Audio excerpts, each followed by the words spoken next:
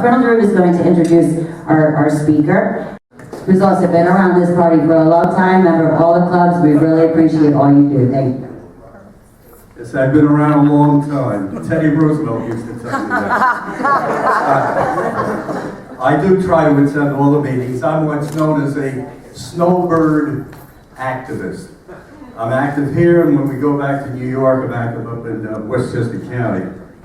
And I get to meet everybody. In fact, I don't know if Melanie Peterson remembers meeting me at the Young Republicans. And you look at me, what are you doing, well, I'm the oldest Young Republican in the country.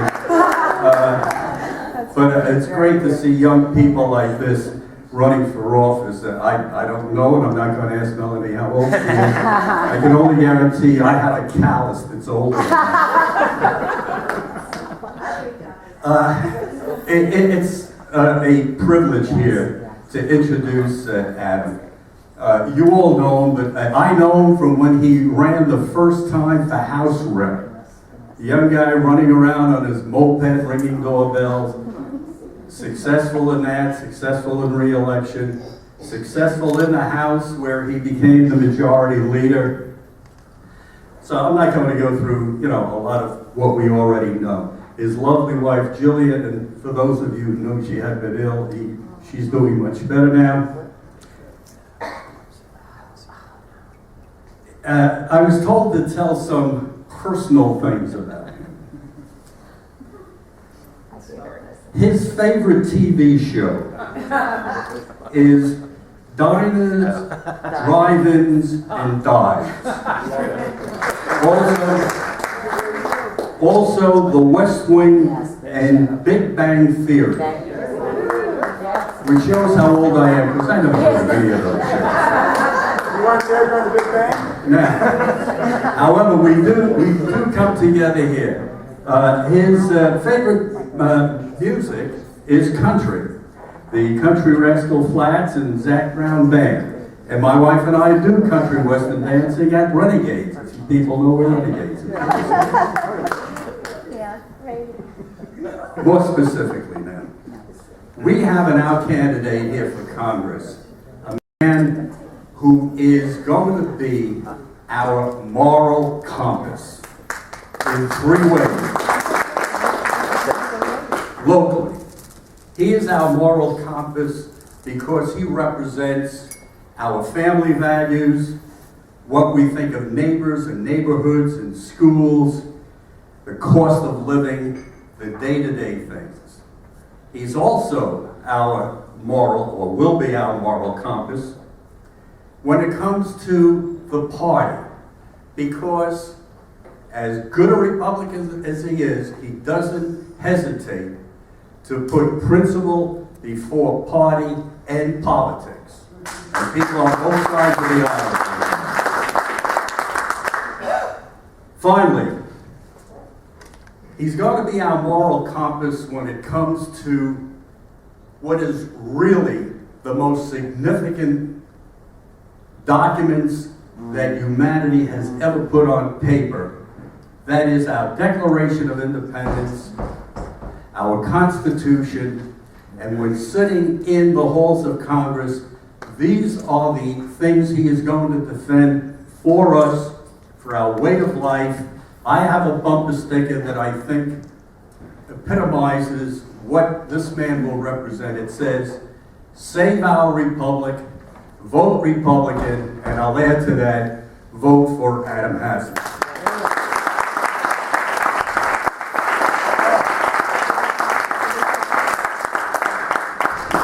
Well, it is so great to be with you guys tonight, and thank you so much for the opportunity to come out here. I had the opportunity to meet several of these other candidates, and I know what they're currently experiencing right now with the unknowns about their district boundaries and where they're going to be campaigning and who's going to be voting for them. And so let me just bring you up to speed as it relates to the 22nd Congressional District. Because there's been a lot going on over the past few weeks. Many of you know that Congressman Tom Rooney recently announced that he was going to seek re-election in a congressional district that begins in Okeechobee and goes west all the way across the state to the Gulf of Mexico, Charlotte County area. And it was at that time when Congressman Alan West announced that he was going to seek re-election in the Treasure Coast area, northern Palm Beach County, Martin County, St. Lucie County. And so it was about 6 weeks ago that I announced that I was going to be a candidate for United States House of Representatives in District 22. I have to tell you, it has been like drinking water out of a fire hose every single day since. But we are off to a great start. I can tell you one of the more exciting moments of the campaign was when that evening that Alan West called and said that he was going to endorse me to be his successor in the United States House of Representatives. And all of you know Alan West. He does not throw his endorsement around very lightly. And so we are very proud to have his support. And then over the past few weeks, as we've been building that momentum throughout the Palm Beach and Broward County region, we were proud to be able to be the first candidate in the country that has the endorsement of both Marco Rubio and Jeb Bush.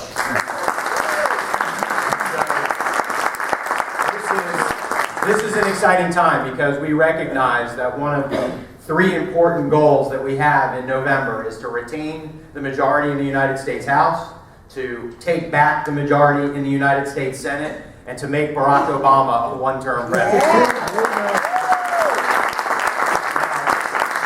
District 22 is going to be a tough battleground seat. I think probably one of the 25 battleground seats in the entire country.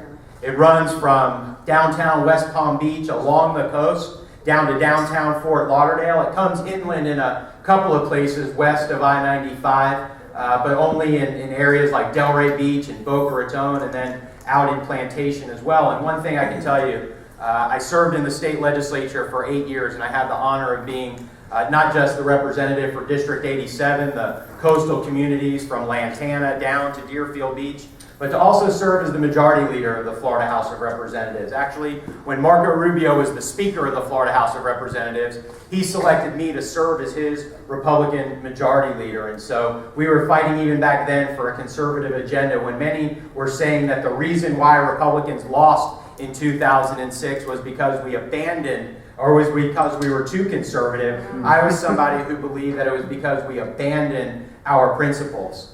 And I think we realize that the problems that we face in Washington today weren't just created by the Democrats. I think we need to recognize that the Bush administration and the Republicans in Washington ran up $5 trillion in debt over those 8 years. Now, what the Obama administration has done in 3.5 years, racking up $5 trillion in debt, should have us very concerned. Because we are on an unsustainable path. That's right. And that is why this is such a critical election year. I believe a tipping point election year. And why this race is so critically important as part of that goal of maintaining the majority in the United States House of Representatives. But not just about winning elections, but about governing based on those principles. And so every single day we're going to be out throughout these communities in Palm Beach and Broward County sharing our message about what we need to do in Washington, D.C. Because I think we all recognize that Washington is broken. And as I said, it's not just Democrats. Republicans share in the blame. And when you look at what's taking place in Washington and you realize, and one thing I think just illustrates it more than anything, is this insider trading scandal. And the fact that we have members of Congress on both sides of the aisle who are personally profiting on our taxpayer dime with information that if you or I had it and made those types of transactions, we would be thrown in jail. And you start to realize what's going on, the pay increases and the pensions that are out of line with the private sector. The fact is that we haven't had a budget in Washington for the past 3 years. Not having a balanced budget. We haven't had a budget for the past 3 years. Anybody who's in business or for your own personal household, if you didn't have a budget, you'd be out of business. And the reality of it is that we have people in Washington who right now don't think that the federal government needs to appropriately prioritize our spending. Well, something that I support and something that I hope you will join in the movement is something called the Budget or Bust Act. which says this very simply: if the United States Congress does not pass a budget for the fiscal year, members of Congress don't get paid. I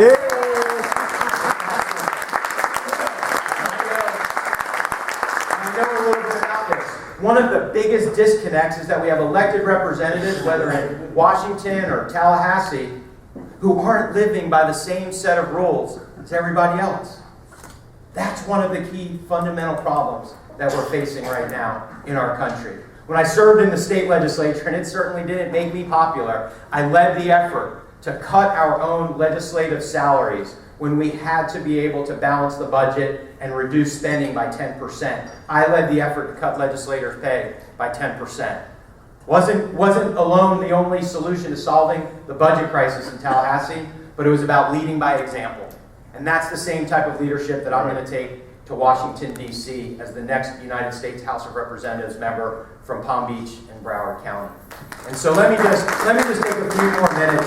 Let me take a few more minutes to be able to talk to you about what I think is really at stake here in this election. And I think one thing that Arthur didn't mention about my background, that some of you may know, and I really appreciate that introduction, Colonel. Thank you so much.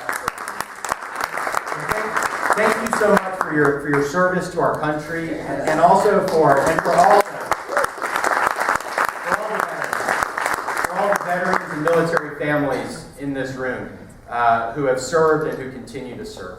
But let me just share with you, because I grew up here in Palm Beach County, and I was sharing with you earlier about the 8 years I served in the State House of Representatives, and 95% of the district that I represented for those 8 years are contained within the new congressional boundaries of District 22, which comprises about 20% of this new congressional district. And so we're off to a great start. But one of the things that Arthur didn't mention is that I'm the son of two liberal Jewish Democrats who was born in Brooklyn, New York. And my family moved here at the age when I was 7 years old. Actually, my parents were both public school teachers. And they had $31 to their name when I was born. And after a few years of continuing to teach in the New York City public school system, my father decided to move to Florida to pursue business opportunities with his family and the family business. And they made sacrifices. They did certain things that provided me with opportunities that I've had throughout my life. And I know each and every one of you, whenever I get to share these stories, that's what's at stake in this election. Because this is the first time in generations where people are starting to look and think that their children or their grandchildren may not have the same opportunities for prosperity that they've had. That's why this is such a critical election. I had a few minutes to walk around the room and meet Sydney. She's here tonight. Everyone get a chance to say hi to Sydney.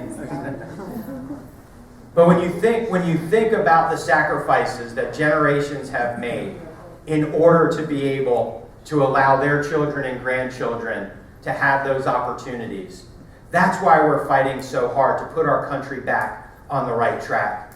And one thing I can tell you, and I get to speak to a lot of different groups around the communities that I intend to represent, and regardless of your political affiliation, whether you're a conservative Republican or a liberal Democrat or somewhere in between, we all share something in common. And that is that we all hope that future generations will be able to surpass, in terms of accomplishments, the things that we've been able to do. It's why families sacrifice the way that they do in order for their children to be able to pursue those opportunities. I know that I was able to do it because of my parents. I know many of you were able to do it because of your families and the sacrifices that they made.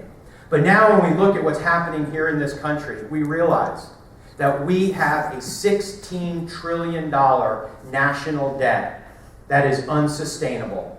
And as I talked earlier about both parties being to blame, the fact of the matter is that President Obama has proposed budgets over the course of the next 10 years that will double our national debt, actually to a point of being $24 trillion, which will be more than the overall size of America's economy.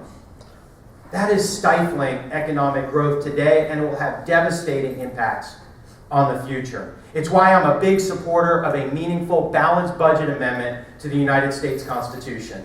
Because we have to live within our means. We can't continue to spend $1 trillion more a year than what we're bringing in tax revenue. We recognize also too that our entitlement programs are unsustainable. That's right. Medicare is on a path toward insolvency. And there are some who are going to use scare tactics and who are going to use fear. And they're going to show commercials of people pushing granny off of a cliff. Well, let me tell you something. There are solutions to addressing these problems. The Wyden-Ryan plan, which is a bipartisan plan in Washington, D.C., which addresses the problems of Medicare, which says we are going to protect and preserve Medicare for those who are currently on it and for those who are nearing eligibility. But as I get to talk to some of these young Republican groups, and I ask them the question, how many of you believe that Medicare or Social Security is going to be there for you when you become age eligible? Not a single hand goes up. We need to modernize Medicare and other entitlement programs so that we can continue to have that form of a safety net going forward in the future. It's the status quo and the politicians that are advocating for the status quo that is going to bankrupt programs like Medicare that over 3 million Floridians depend upon. That's why this is such an important election. That's why we're going to see so many of the stark contrast and differences between the candidates, whether it's in the Congressional District 22 or whether it's for President of the United States. Because we understand that we can't keep going in the same direction, that we have to get Washington's out of control spending under control, that we have to reform Medicare and Social Security and entitlement programs, that we have to pass a balanced budget amendment to the U.S. Constitution. But we're not going to do this by spending cuts alone. We have to grow our economy. And right now, our tax structure and the job-killing regulations are stifling economic growth and job creation. We have a corporate tax structure right now that in less than a month, America will have the highest corporate tax rate in the industrialized economy. It's why companies like Apple, just the other day, announced that they're not bringing back profits from overseas back to the United States because of our taxes. We need to fundamentally transform our tax system to make it more competitive. Not just our corporate taxes, but our individual tax system as well. Because everyone understands that not all business owners file as corporations under the C designation in the tax code. Many file personally under the S chapter. And so it is critical that we are able to have those types of reforms so that we can lower rates, broaden the base, eliminate loopholes and exemptions and the corporate favoritism and all of the goodies that the lobbyists put into the tax code. We'll make it more fair. We'll make it simpler. We'll make it flatter. And at that same time, what we've seen time and time again, more money will actually end up coming into the federal treasury because of the economic activity. Another part of that equation of getting our economy going again is having common sense regulations for the 21st century. Right now, we have the types of regulations that are killing production, the uncertainty of what business owners are going to have to face in the out years. We need to be able to peel back the regulations that are stifling economic growth, but make sure that we have the protections in there that are necessary. But it begins with things like Obamacare, which I can tell you right now, and you saw probably just recently, the CBO has just produced new cost estimates, which says that it's going to be 2 times more expensive than what was originally estimated. And why is that? Because the Democrats played accounting games and tricks by putting the start date in January of 2014, and so the first 10 years weren't actually a full accounting of what it was going to cost. My belief is that it's going to cost even more than what the CBO is currently suggesting. And so in so many ways, Obamacare is falling short. It needs to be repealed, and then it needs to be replaced with common sense, free market reforms that are going to allow people to have access to higher quality health care at more affordable rates. And it can be done. From there, we need to make sure that we have a American energy security policy in this country. And I know many of you may have heard the news today that President Obama has now agreed to allow to go forward half of the Keystone Pipeline. So I guess half is better than none, but I guess we'll learn some of the details going forward. But the fact of the matter is that we have $4 a gallon gas prices, and it was $4.06 down on Yamato Road when I drove by this morning.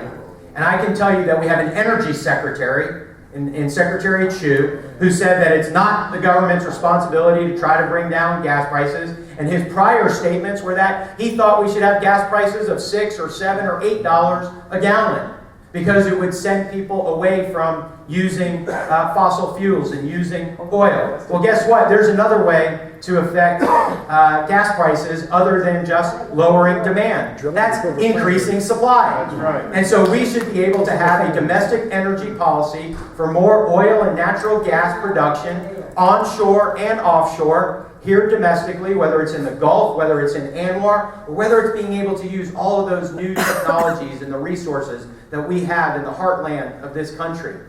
Because everybody understands that our hundreds of billions of dollars in our trade deficits that we send to foreign countries that don't like us very much is making us a weaker country. Just like our national debt, which I believe has become America's greatest national security threat. Our energy dependence on these countries is actually jeopardizing America's sovereignty. Because if we continue to borrow 40 cents of every dollar and borrow it from countries that don't share our values and interests, and if we continue to send money overseas to countries that want to destroy our way of life, then we can't act in our own best interests. And we're seeing it now more and more every single day, with our enemies more emboldened than ever on the global stage. Russia and China, and yes, certainly Iran, as they continue to approach having the capability of producing a nuclear weapon. And this administration has been the most hostile to our greatest ally in that region, which I think faces the first threat from a nuclear Iran, and that is the state of Israel. Right. And we need a national security policy. We need a national security policy coming out of the White House and out of Congress that is based on one very simple solution: peace through strength. That's right. And it is critical for us to be able to stand with our greatest ally, the state of Israel, shoulder to shoulder. And when you say, "I've got your back," it means I've got your back. Now, over the course of the next 7.5 months, you are going to hear, I believe, two very different visions for the future of this country from the candidates running for Congressional District 22. Many of you know that Lois Frankel, the former mayor of West Palm Beach, is one of the Democratic candidates, and Kristen Jacobs, who's a Broward County commissioner, is the other. I would tell you that they are opposite sides of the same coin. They believe in more government spending and more deficits and more dependency. They believe in higher taxes and penalizing punitive taxes to penalize job creators. They believe in those job-stifling regulations. They don't believe in an American energy security policy that's good for our economy and good for America's national security. And so we're going to be on offense. We're going to be relentless every single day, talking about the math, because that's really what it boils down to. It boils down simply to 16, 8, and 4. A $16 trillion deficit that not only are we leaving to our kids as it continues to grow, but that debt that is forcing out investment in the private sector and that is killing our ability to create jobs today. That 8% unemployment that is, I believe, way underreported, but that 8% unemployment, which is unacceptable in this country, that we now need to turn around. I remember when President Obama and the Democrats passed the stimulus and told us that unemployment was going to go down below 8%. And yes, that $4 a gallon gas price. Some are even projecting this summer that it'll go to $5 or $6. That's something that we can't afford as a country or as individuals or as businesses. And so let me conclude by telling you this. I shared with you earlier that my mom was a liberal Jewish Democrat. And somebody asked me the other day, well, I'll say this, when I turned 18 and registered as a Republican, I don't think she was very happy that day. But that day, well, that day only pales in comparison to the day that I graduated from law school and told her I was never going to be a lawyer. Because you know Jewish moms. But somebody asked me the other day, they said, why would we support somebody for Congress who wouldn't even listen to their own mother? And my response was very simply this: because I'm willing to go against the grain. I'm willing to stand up even when it's not popular. I'm willing to say the tough things and do the tough things. That's why this is such a critical election. We need people who aren't worried about political consequences, but who are more concerned about what are the consequences to America going to be if we fail to take bold action to put America back on the right course and alter the trajectory of this country. Because when you look back in American history, when you look back at our nation's founding, when you look at the Civil War, when you look at World War II, each and every one of those times, a generation rose to the challenge. And I believe this is yet another opportunity for us to answer the call. And so that's what I'm asking each and every one of you to be a part of. Ronald Reagan in 1980, as we were winding down those 4 years of Jimmy Carter, he asked the American people one very simple question. He said, are you better off today than you were 4 years ago? That was an important question back then. The question I'm asking today, the question I hope each and every one of you will join me in asking between now and November, is where do we want America to be 5 years from now? Because that window of opportunity is narrowing. Time is running short for us to be able to tackle these problems. The ideas and the solutions exist. We need to be aggressive. We need to be on offense. We need to articulate our vision for limited government, for free markets, for individual freedom, for a strong America and national security. Because Sydney's future is at stake. Thank you all so much. God bless you. God bless you.